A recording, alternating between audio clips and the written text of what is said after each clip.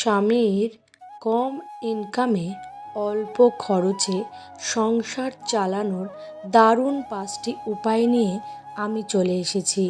নমস্কার বন্ধুরা, রিমি লাইফস্টাইল চ্যানেলে আমি রিমি প্রতিদিনের মতন আজ আবারও চলে এসেছি নতুন একটা সঞ্চার ভিডিও নিয়ে তোমাদের কাছে। আশা করি দূরে কাছে যে যেখান থেকে ভিডিওটা দেখছো সকলে ভালো আছো, আর তোমাদের ভালোবাসায় আমিও খুব ভালো আছি। এই যে বন্ধুরা, আজকের ভিডিওটা এখান থেকেই শুরু করলাম। আসলে কালকে খুব বৃষ্টি হয়েছে, তাই সমস্ত কিছুই ভিজে গেছে, আর রোদ্দুর যে উঠেছে সমস্ত কিছু আবার দেওয়া শুরু করলাম। আর এদিকে বৃষ্টির জন্য না সমস্ত কিছু কেমন একটা যেন নেতিয়ে গেছে, তাই ভাবছি একটু রোদ্দুরে দিয়ে টাটকা করে নিই।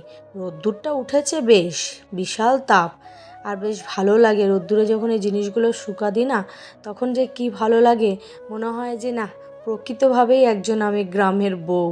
কারণ এই সমস্ত কাজগুলো না আমাকে আগে করতে হতো না, কিন্তু এখন এই কাজগুলো করতে করতে মানে কিভাবে যে শিখে গেছি বলার বাইরে। যাই হোক, বেশি কথা না বাড়িয়ে ভিডিওর মূল বিষয়তে চলে আসি।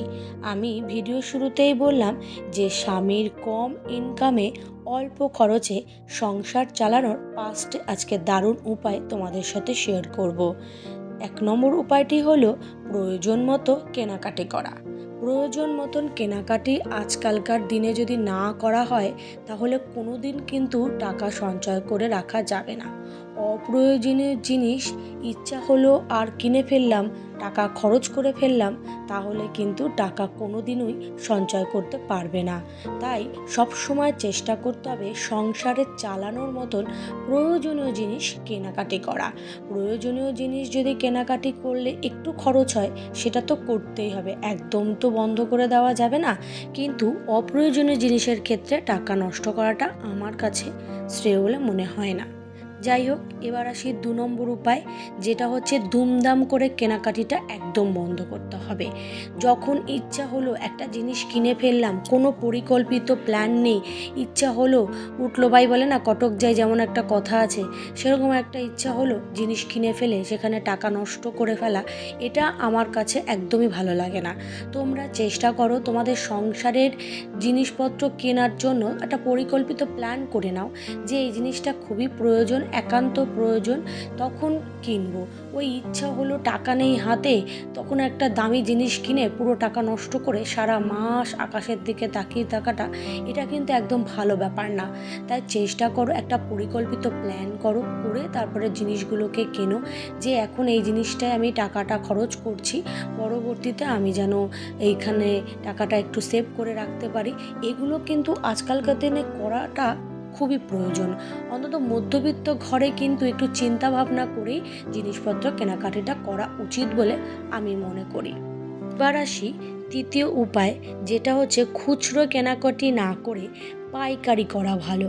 মানে আমি বলতে চাইছি যে তোমাদের ঘরে মুদি বাজার হোক, যাই হোক, এগুলো কিন্তু ওই যে চাল ডাল তেল মশলা, এগুলো ওই অল্প অল্প করে দোকান থেকে না কিনে যদি একটু পাইকারি দোকান থেকে বেশি পরিমাণে কিনে আনা যায়, আমি বলতে চাইছি তোমাদের পরিবারের সদস্য অনুযায়ী একটু পাইকারি দোকান থেকে একটু বেশি পরিমাণে একবারে নিয়ে আসার চেষ্টা করো, তাহলে কিন্তু দেখবে টাকার খরচটা কম হবে। সেখান থেকে তুমি তোমার সংসারের জন্য টাকা বাঁচাতে পারবে। কারণ আমাদের এই যে মানে সংসার জীবনে এই মুদি বাজার, তারপরে এই সবজি বাজার, এগুলোতে কিন্তু খরচটাই বেশি হয়, এখানেই তো খরচটা হয়ে যায়। তাই এগুলোতে যদি একটু নিয়ন্ত্রণ রাখতে পারো, তাহলে দেখবে মাসের শেষে তোমরা অনায়াসে 2 থেকে 3 হাজার টাকা অনায়াসে সঞ্চয় করে রাখতে পারছো তোমাদের সংসার খরচ থেকে। সংসার খরচ থেকে যে অল্প অল্প করে টাকা রাখতে রাখতে তখন যখন দেখবে তোমার কাছে অনেক টাকা সঞ্চয় হয়ে গেছে, সেই টাকাটা তুমি কোনো এক জায়গায় ইনভেস্ট করতে পারো। সেই ইনভেস্ট করার টাকা থেকেও কিন্তু তুমি কিছু পরিমাণে লাভ পাবে। তোমার টাকা দিনে দিনে কিন্তু বেড়েই চলবে। তাই সব সময় একটু চেষ্টা করো হিসেব মাফিক চলাফেরা করা, যাতে তোমার সংসার খরচে উল্টো পাল্টা খরচ না হয়ে যায়। একটু হিসেব করে একটু পরিকল্পনা করে খরচ করো, তাহলে দেখবে খুব ভালো হবে। যাই হোক, এবার আসি চতুর্থ উপায়, যেটি হচ্ছে শো আপ না করা।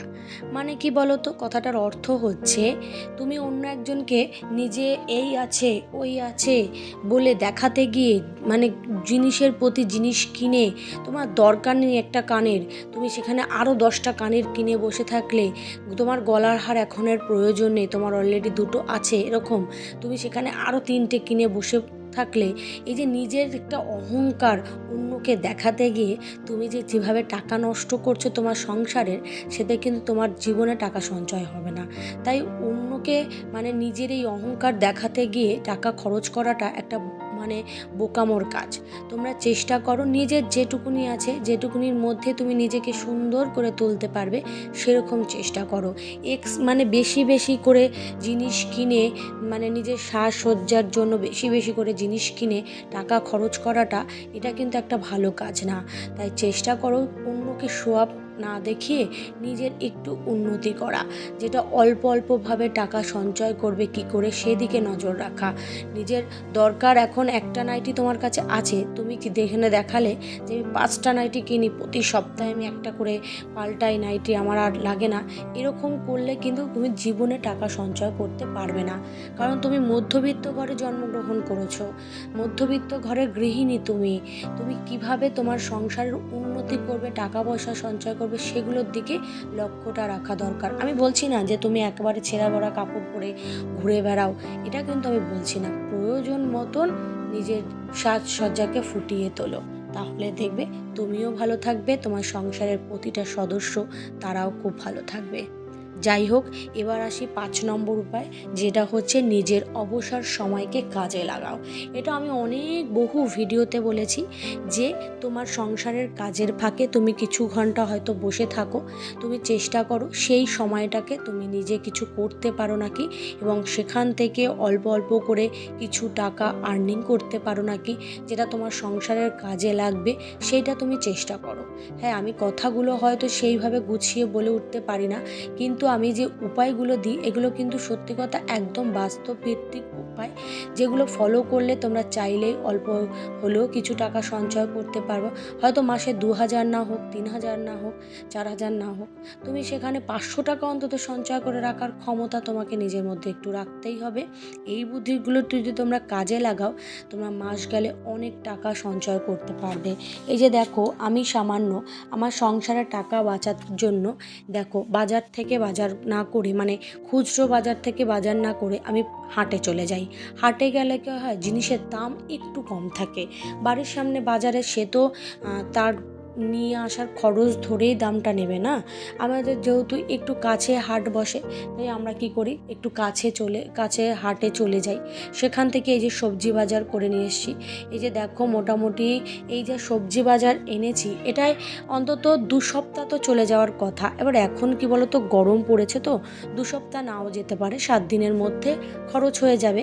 কিন্তু হলেও আমি কিন্তু বাজার থেকে যেহেতু মানে খুচরো বাজার থেকে আনিনি, আমি হাট থেকে এনেছি, সেহেতু কিন্তু দেখো মোটামুটি আমার কিন্তু এতে লাভ হয়ে যাবে।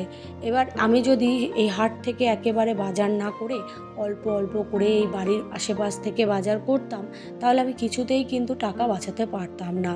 আমি কিন্তু যা বলি সেটা বাস্তবের মাধ্যমেই বলার চেষ্টা করি। হ্যাঁ, কথাগুলো হয়তো একটু আধটু ভুল হয়ে যেতে পারে, তোমরা সেটা ক্ষমা করে দিও। আমার কি বলো তো, আমি চেষ্টা করি যে এই বর্তমান যুগে দাঁড়িয়ে তুমি মধ্যবিত্ত ঘরের গৃহিণী হও বা বউ হও, যাই হও, বা একজন পুরুষ যদি আমার এই ভিডিওটা দেখে থাকে, তারাও যদি চায় যে তাদের সংসারের খরচ তারা একটু হলেও অন্যভাবে বাঁচাতে পারবে, অর্থাৎ আমার কথাগুলো যদি তাদের কাজে লাগে, সেটাই তুলে ধরা। কারণ আমি আমার ভিডিওতে বহু দাদাভাইয়ের কমেন্ট পেয়েছি, তারাও কিন্তু আমার ভিডিও দেখে, অর্থাৎ এটাই কিন্তু আমার কাছে একটা বড় পাওয়া, যে সব গৃহিণীরা দিদিভাইরা যেমন আমার ভিডিও দেখে, তার সঙ্গে কিন্তু বহু দাদাভাইরাও আমার ভিডিও দেখে। যেটা আমার মানে কমেন্ট যখন আসে তখন আমি ভাবি যে না, যাই হোক, দাদা ভাইরা যে আমাকে একজন গৃহিণী বা মেয়ে বলে অবহেলা না করে আমার কথাগুলো যে শোনে, এটাই আমার কাছে অনেক পাওনা। যাই হোক, আজকের এই ভিডিওটা নতুন বন্ধুরা দেখে থাকলে সাবস্ক্রাইব করে পাশে থেকো, আর পুরনো বন্ধুদের জন্য রইলো অনেক অনেক ভালোবাসা। আর এই যে দেখো, বাজারের লিস্ট আমি নিয়ে এসেছি। 400 টাকার মধ্যে সবজি বাজার করেছি, প্লাস কিছু ফল কিনে মোটামুটি আমার 1 সপ্তাহ তো চলে যাবেই। সেটাই তোমাদেরকে আমি দেখাচ্ছি। তোমরা যদি এইভাবে চালাও তাহলে তোমাদের সংসারের খরচ তোমরা বাঁচাতে পারবে। টাটা, সকলে ভালো থেকো, সুস্থ থেকো, সাবধানে থেকো, নিজের খেয়াল রেখো।